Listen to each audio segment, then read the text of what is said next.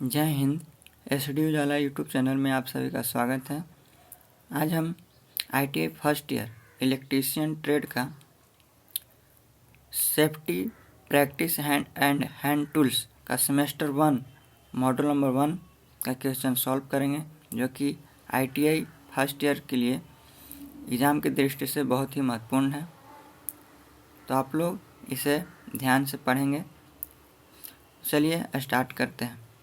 Question 1 में है, इस सुरक्षा चिन्ह का क्या नाम है? ऑप्शन है आवश्यक चिन्ह, चेतावनी चिन्ह, आवश्यक चिन्ह, निषेधक चिन्ह, सूचनात्मक चिन्ह। तो ये आपका है सूचनात्मक चिन्ह, जो कि सूचना देता है कि यहाँ पे क्या करना है। ये आप देखे होंगे हॉस्पिटल में इस तरह का साइन रहता है। ये सूचना करता है कि यहाँ पे ये डॉक्टर बैठते हैं, ये इलाज करने का जगह है। या फिर जहाँ पे स्टेशन पे देखे होंगे आप, पानी पीने के लिए रहता है, तो हाथ धोने के लिए रहता है। वो आपका सूचना देता है कि यहाँ पे क्या करना है। तो आपका राइट आंसर होगा यहाँ पे सूचनात्मक चिन्ह। ये प्लस का चिन्ह रहता है, जो कि वाइट कलर का होता है। इसका पृष्ठभूमि हरे रंग का होता है, याद रखेंगे। नेक्स्ट है 2 नंबर क्वेश्चन, अग्नि का समन क्या है? ऑप्शन है अग्नि में ईंधन मिलाना, बी में है अग्नि से ईंधन अलग करना, सी में है जल का उपयोग करके तापमान कम करना, और डी में है अग्नि को ऑक्सीजन की आपूर्ति से अलग करना। तो अग्नि का समन यानी आग को कैसे बुझाना है। तो ए में है अग्नि में ईंधन मिलाना, अग्नि में अगर ईंधन मिलाएंगे तो और अग्नि जलना स्टार्ट कर देगा। बी में है अग्नि से ईंधन अलग करना, तो अग्नि से जब हम ईंधन को अलग करते हैं तो उसे हम स्टार्विंग बोलते हैं। अग्नि से जब हम ईंधन को अलग करते हैं तो उसे हम स्टार्विंग बोलते हैं। तो यहाँ पे अग्नि का समन है, तो ये भी नहीं होगा। सी में है जल का उपयोग करके तापमान कम करना, डी में है अग्नि को ऑक्सीजन की आपूर्ति से अलग करना। तो जब हम अग्नि, यहाँ पे बोल रहा है कि अग्नि का समन क्या है। जब हम अग्नि को ऑक्सीजन की आपूर्ति से अलग करते हैं तो उसे हम बोलते हैं अग्नि का समन। तो यहाँ पे आपका राइट आंसर होगा ए, डी नंबर, अग्नि को ऑक्सीजन की आपूर्ति से अलग करना। नेक्स्ट है 3 नंबर क्वेश्चन, निम्न में से भौतिक हानि क्या है? ऑप्शन है धूम्रपान, कंपन, क्षरण, रेडियो सक्रियता। तो आपका भौतिक हानि जो है बी नंबर होगा, कंपन। भौतिक हानि क्या होता है? तो आपका कंपन एक भौतिक हानि है।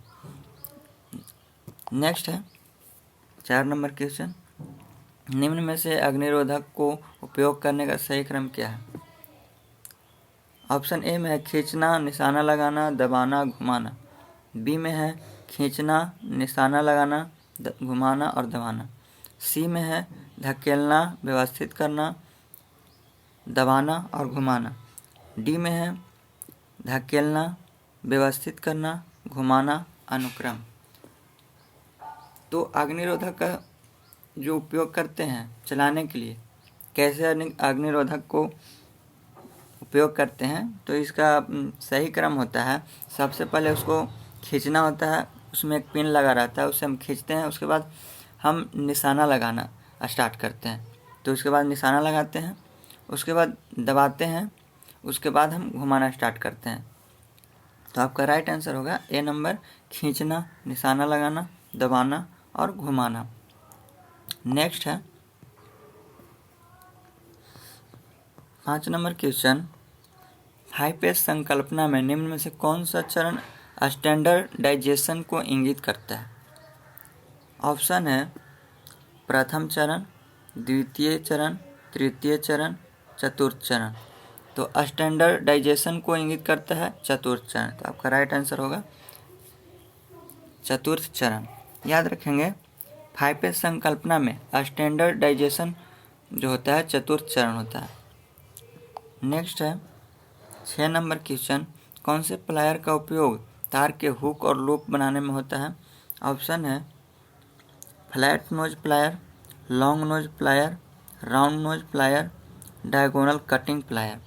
तो तार के हुक और लूप बनाने के लिए हम राउंड नोज प्लायर का उपयोग करते हैं। तो आपका राइट आंसर होगा राउंड नोज प्लायर। तार के हुक और लूप बनाने में हम किसका उपयोग करते हैं? तो राउंड नोज प्लायर का उपयोग करते हैं। आपका राइट आंसर हो जाएगा राउंड नोज प्लायर। नेक्स्ट है 7 नंबर क्वेश्चन, पिंसर का क्या उपयोग है? ऑप्शन है फ्लेक्सिबल तार को ट्विस्ट करना, बी में है छोटे व्यास के तार को काटना, सी में है लकड़ी में से पिन तथा कीले निकालना, डी में है छोटी वस्तु पकड़ना जहां उंगली ना जा सके। तो आपका पिंसर का उपयोग यही होता है कि लकड़ी में से पिन तथा कीले निकालना। तो आपका राइट आंसर हो जाएगा सी नंबर, लकड़ी में से पिन तथा कीले निकालना। पिंसर का क्या उपयोग है? लकड़ी में से पिन तथा कीले निकालना। नेक्स्ट है 8 नंबर क्वेश्चन, इस सड़क सुरक्षा चिन्ह का क्या नाम है? आप देखे होंगे सड़क पर इस तरह का लगा हुआ रहता है जो कि लिखा हुआ रहता है स्टॉप। तो यहाँ पे ऑप्शन है ए में है आवश्यक चिन्ह, बी में है संचेतक चिन्ह, सी में है सूचनात्मक चिन्ह और डी में है निषेधक चिन्ह। तो आपका राइट आंसर होगा यहाँ पे आवश्यक चिन्ह। ये आपका स्टॉप जो रहता है तो ये आपको ध्यान देना ही रहता है, आपका ज़रूरी है, नहीं तो दुर्घटना घट सकता है। इसलिए ये आप यहाँ पे आपका राइट आंसर हो जाएगा आवश्यक चिन्ह। ये ज़रूरी है इसलिए आवश्यक चिन्ह है, मैंडेटरी साइन। नेक्स्ट है मूल 9 नंबर क्वेश्चन में, मूल श्रेणी में संचेतक चिन्ह के पक्ष भाग का रंग क्या होता है? ऑप्शन है नीला रंग, श्वेत, पीला और हरा। तो ध्यान में रखेंगे कि मूल श्रेणी में संचेतक चिन्ह के पीछे वाला भाग को हम का जो रंग रहता है वो पीला होता है। तो आपका राइट आंसर सी होगा, येलो यानी पीला रंग का होता है। नेक्स्ट है 10 नंबर क्वेश्चन, विद्युत उपकरण में लगी अग्नि हेतु कौन सा अग्निशमन प्रयोग किया जाता है? ऑप्शन है हेलोन प्रकार, झाग प्रकार, गैस कारतूस प्रकार, संग्रहित दबाव प्रकार। तो विद्युत उपकरण में जब आग लगता है तो उसका प्रयोग, उसमें हम किस अग्निशामक का प्रयोग करते हैं? तो आपका यहाँ पे आंसर होगा हेलोन प्रकार। हेलोन प्रकार यानी CCl4, जिसे हम कार्बन टेट्राक्लोराइड भी बोलते हैं। तो आपका राइट आंसर होगा हेलोन प्रकार। अग्नि में जब विद्युत उपकरण में जब आग लगता है तो उसके लिए हम कौन सा अग्निशामक प्रयोग करते हैं? हेलोन प्रकार, या फिर उसी को हम बोलते हैं CCl4 यानी कार्बन टेट्राक्लोराइड। आपका राइट आंसर हो जाएगा हेलोन प्रकार। नेक्स्ट है 11 नंबर क्वेश्चन, अपशिष्ट निपटान विधि कौन सी है जो गर्मी पैदा करती है? ऑप्शन है पुनर्चक्रण, खाद डालना, भस्मीकरण, अपशिष्ट संघनन। तो अपशिष्ट निपटान विधि कौन सी है जो गर्मी पैदा करता है? तो गर्मी पैदा करता है भस्मीकरण। तो आपका राइट आंसर होगा भस्मीकरण। अपशिष्ट जो गर्मी पैदा करता है उसे हम भस्मीकरण बोलते हैं, और जो बहुत सारा ऊर्जा बचाता है उसे हम पुनर्चक्रण या रिसाइकलिंग बोलते हैं। तो यहाँ पे बोल रहा है कि अपशिष्ट निपटान विधि कौन सी है जो गर्मी पैदा करता है? तो गर्मी पैदा करता है भस्मीकरण। तो आपका राइट आंसर भस्मीकरण हो जाएगा। नेक्स्ट है 12 नंबर क्वेश्चन, धुएं से सुरक्षा के लिए किस व्यक्तिगत सुरक्षा उपकरण PPE का उपयोग किया जाता है? ऑप्शन है एप्रन, चश्मा, कान कवच, नाक कवच। तो धुएं से सुरक्षा के लिए हम किस PPE किट का प्रयोग करते हैं? तो धुएं से सुरक्षा के लिए हम नाक कवच का या नोज मास्क का प्रयोग करते हैं, क्योंकि जब हम नोज मास्क का उपयोग नहीं करेंगे तो जो धुआं रहेगा वो सांस के माध्यम से फेफड़े में जाएगा, जो कि श्वसन तंत्र को प्रभावित करेगा। इसलिए हमें नाक कवच या नोज मास्क की आवश्यकता पड़ती है। तो यहाँ पे आपका राइट आंसर होगा डी नंबर, नाक कवच। नेक्स्ट है 13 नंबर क्वेश्चन, BIS का पूर्ण रूप क्या है?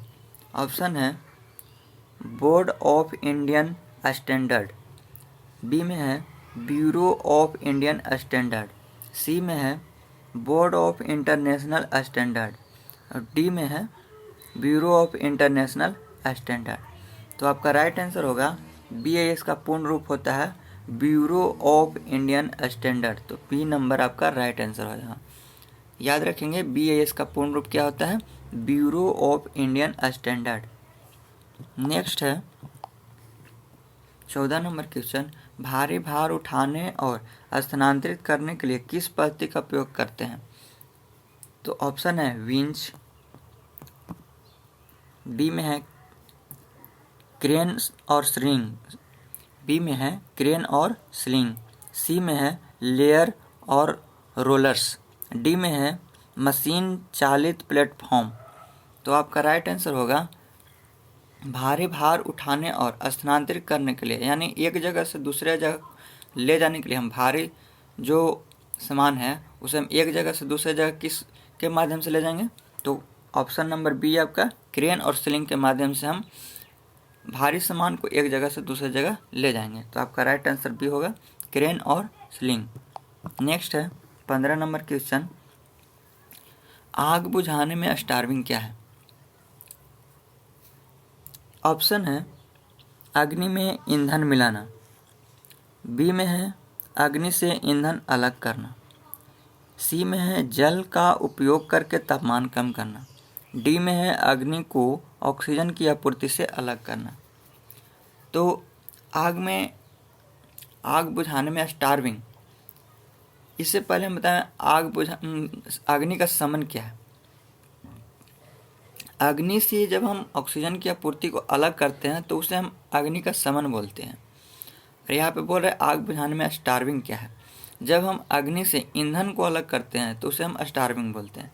ध्यान में रखेंगे दोनों में क्या अंतर है। अग्नि का समन, जब हम अग्नि से ऑक्सीजन की आपूर्ति को अलग करेंगे तो उसे हम अग्नि का समन कहते हैं।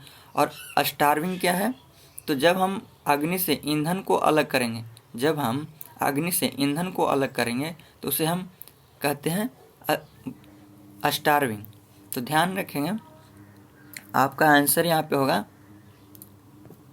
बी नंबर, अग्नि से ईंधन अलग करना। तो आपका राइट आंसर हो जाएगा ऑप्शन नंबर बी। नेक्स्ट है PPE का, इस PPE का नाम क्या है? तो ऑप्शन है नाक कवच, सर कवच, चेहरे का कवच, हाथ स्क्रीन। तो जब हम वेल्डिंग करते हैं तो उस समय हाथ स्क्रीन रहता है, यानी हैंड स्क्रीन। जब हम वेल्डिंग करते हैं तो जो हाथ स्क्रीन रहता है उसे हम चेहरे को सुरक्षित करने के लिए एक हाथ से हम पकड़े रहते हैं, जिससे कि मेरा जो चेहरा है सुरक्षित रखे। इसलिए इसे हम हाथ से पकड़ कर के चेहरे को सुरक्षित रखते हैं, इसलिए हम इसे हैंड स्क्रीन या हाथ स्क्रीन बोलते हैं। तो यहाँ पे आपका राइट आंसर होगा हाथ स्क्रीन। ऑप्शन नंबर डी आपका राइट होगा, हैंड स्क्रीन या हाथ स्क्रीन। नेक्स्ट है 17 नंबर क्वेश्चन, अपशिष्ट निपटान विधि कौन सी है जो बहुत सारी ऊर्जा बचाती है? ऑप्शन है जमीन में भरना, पुनर्चक्रण, भस्मीकरण, खाद डालना। इससे पहले था एक क्वेश्चन कि अपशिष्ट निपटान विधि कौन सी है जो बहुत सारा गर्मी पैदा करता है। तो जब गर्मी पैदा कर बोलेगा कि जब गर्मी पैदा कर रहा है तो आपका यहाँ पे आंसर होगा भस्मीकरण। और जब कहेगा कि बहुत सारी ऊर्जा बचाती है, तो बहुत सारी ऊर्जा बचाती है जिसे हम बोलते हैं रिसाइकलिंग या पुनर्चक्रण।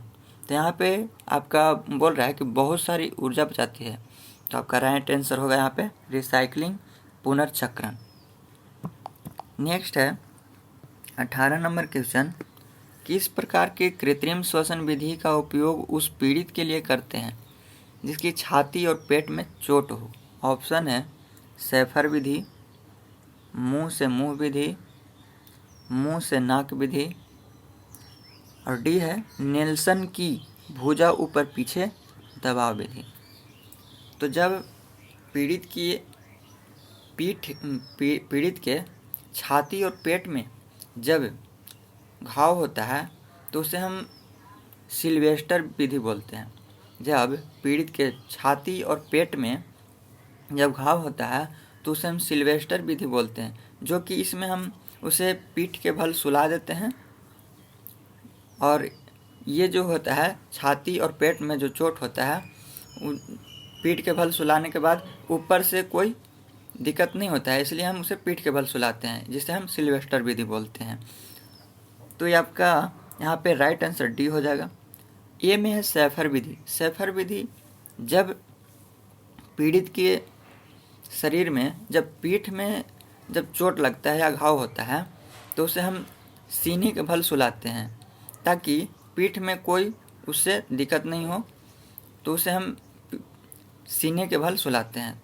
जब हम सीने के बल सुलाते हैं तो उसे हम बोलते हैं सैफर विधि, जो कि उसका पीठ में चोट होता है। तो आपका यहाँ पे बोल रहा है छाती और पेट में चोट हो, तो छाती और पेट में जब चोट लगता है तो उसे हम सिल्वेस्टर विधि बोलते हैं।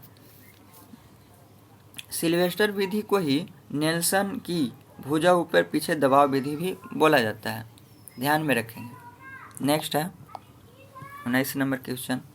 किस प्रकार के व्यावसायिक स्वास्थ्य खतरे के कारण संक्रमण हो सकता है? ऑप्शन है विद्युतीय नुकसान, बी में है जैविक नुकसान, सी में है शारीरिक खतरा, डी में है मानसिक नुकसान। तो व्यावसायिक स्वास्थ्य खतरे का कारण संक्रमण हो सकता है, खतरे के कारण संक्रमण हो सकता है। तो संक्रमण किससे होता है? तो विद्युतीय नुकसान से तो होगा नहीं, तो आपका ये जैविक नुकसान है, आपका राइट आंसर होगा जैविक नुकसान। जैविक नुकसान से संक्रमण का खतरा रहता है। नेक्स्ट है 20 नंबर क्वेश्चन। इस औजार का क्या नाम है? ऑप्शन है गर्म पदार्थ को पकड़ना, बी में है तारों को काटना और मोड़ना, सी में है लकड़ी से कीले निकालना, डी में है बोल्ट और नट को ढीला करना और कसना। तो ये औजार है, इसका उपयोग हम लकड़ी से पिन तथा कील निकालने में प्रयोग करते हैं। ध्यान रखेंगे, इसका उपयोग लकड़ी से कील तथा पिन निकालने में इसका प्रयोग करते हैं, जिसे हम पिंसर बोलते हैं। तो आपका आंसर यहाँ पे होगा सी नंबर, लकड़ी से कीले निकालना। नेक्स्ट है 21 नंबर क्वेश्चन। दिल के दौरे से पीड़ित व्यक्ति को आप कैसे पहचानेंगे? ऑप्शन है रीढ़ की हड्डी में दर्द होता है, बी में है मुंह पूरी तरह बंद हो जाएगा, सी में है पेट में अधिक सूजन होगा, डी में है होठों के चारों ओर नीला रंग पड़ जाना। तो दिल के दौरे से पीड़ित व्यक्ति को आप कैसे पहचानेंगे? तो जब दिल से दौरे पड़ता है, जिस व्यक्ति को दिल का दौरा पड़ता है, तो उसके होठों के चारों ओर नीले रंग आ जाते हैं। उससे आप पहचान सकते हैं कि व्यक्ति को दिल का दौरा पड़ा है। तो ध्यान में रखेंगे कि दिल के दौरे से पीड़ित व्यक्ति को हम कैसे पहचानेंगे? तो होठों के चारों ओर नीला रंग आ जाता है। तो ऑप्शन नंबर डी आपका राइट होगा, होठों के चारों ओर नीला रंग आ जाना। नेक्स्ट है 22 नंबर क्वेश्चन। इस औजार का क्या नाम है? ऑप्शन है wire stripper, crimping tool, combination plier, diagonal cutting plier. तो ये आप फिगर जो देख रहे हैं, वायर स्टिपर तो होगा नहीं, क्रिम्पिंग टूल ये भी नहीं होगा, कॉम्बिनेशन प्लायर ऐसा आप नहीं रहता, आप देखे होंगे। तो ऑप्शन नंबर डी आपका राइट होगा, डायगोनल कटिंग प्लायर। ये आपका जो फिगर है ये डायगोनल कटिंग प्लायर है। तो आपका राइट आंसर होगा diagonal cutting plier, D number option. Next है 23 नंबर क्वेश्चन। इस सुरक्षा चिन्ह का क्या नाम है? ऑप्शन है चेतावनी चिन्ह, आवश्यक चिन्ह, निषेधात्मक चिन्ह, सूचनात्मक चिन्ह। तो इस सुरक्षा चिन्ह का क्या नाम है, ये जो है इसका क्या नाम है, तो इसको आप आवश्यक चिन्ह कह सकते हैं। तो आपका राइट आंसर होगा आवश्यक चिन्ह, जो कि हाथ में ग्लव्स पहनना ये आवश्यक चिन्ह है। यहाँ पे राइट आंसर होगा आवश्यक चिन्ह, ये आपका आंसर हो जाएगा बी नंबर आवश्यक चिन्ह। नेक्स्ट है 24 नंबर, पीड़ित के रक्त के बहाव को रोकने के लिए क्या प्राथमिक चिकित्सा उपलब्ध कराई जाती है। तो ऑप्शन है मलहम लगाना चाहिए, चोट लगे हुए भाग को ऊपर रखना चाहिए, चोट लगे हुए भाग को ड्रेसिंग करना चाहिए, डी में है चोट लगे हुए भाग पर दबाव डालना चाहिए। तो जब पीड़ित को रक्त का बहाव होता है तो उसके पहला उपचार जो होता है, हॉस्पिटल ले जाने से पहले जो पहला उपचार होता है, उसे जो ब्लडिंग होता है उसे हम कैसे रोकते हैं, तो उसी को पहले हम पट्टी बांध करके उसको दबाव डालते हैं, यानी ब्लडिंग को रोकते हैं। तो आपका सही आंसर होगा कि चोट लगे हुए भाग पर दबाव डालते हैं, यानी उस पर पट्टी दे करके बांध देते हैं ताकि उससे दबाव बना रहे और ब्लडिंग नहीं हो। तो आपका राइट आंसर होगा डी, चोट लगे हुए भाग पर दबाव डालना। नेक्स्ट है 25 नंबर क्वेश्चन, पीड़ित को बचाने हेतु क्या तात्कालिक कदम उठाना चाहिए यदि वह अभी भी विद्युत शक्ति स्रोत से संपर्क में हो।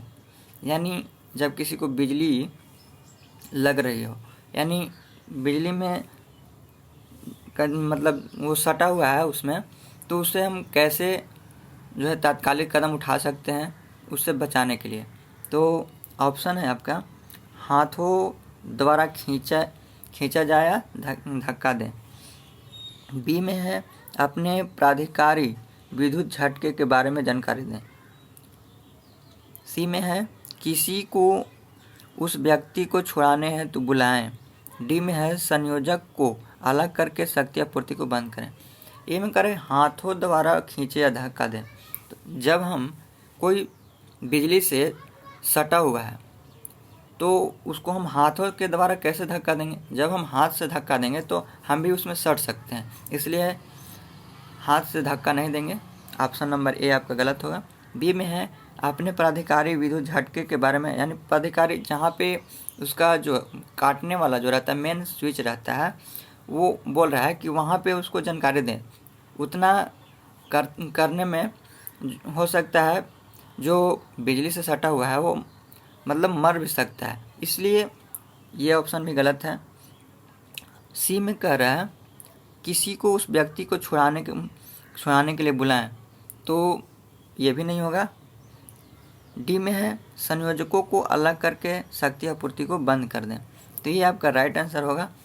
जिससे वो लाइन से सटा हुआ है उससे पहले जो उसका संयोजक है उसके हम आपूर्ति को बंद कर देंगे तो बच सकता है। तो आपका राइट आंसर होगा संयोजकों को अलग करके शक्ति आपूर्ति को बंद कर दें।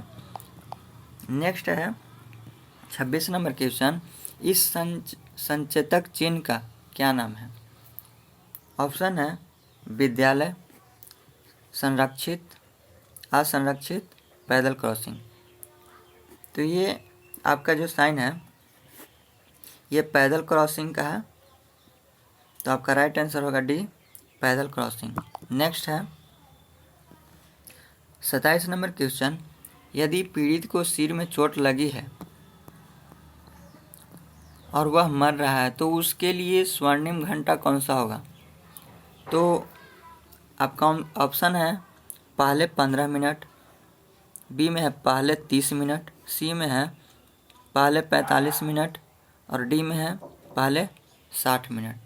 तो अगर कोई आदमी मर रहा है तो उसके लिए स्वर्णिम घंटा जो स्वर्णिम जो गोल्ड टाइम होता है, यानी स्वर्णिम घंटा जो होता है वो आपका होता है पहले 30 मिनट। तो आपका राइट आंसर होगा 30 मिनट।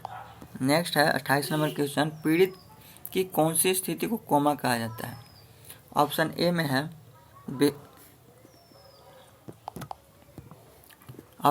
है बेहोश रहना, बुलाने पर उत्तर न देना। बी में है होश में रहना पर बुलाने पर उत्तर न देना। सी में है सांस लेना पर बुलाने पर उत्तर न देना। डी में है पूरी तरह संवेदनशील हो करके रहना एवं बुलाने पर उत्तर नहीं देना। तो आपका यहाँ पे राइट आंसर होगा पूरी तरह संवेदनशील होकर लेटे रहना और बुलाने पर कोई उत्तर नहीं देना। तो आपका राइट आंसर डी हो जाएगा। नेक्स्ट है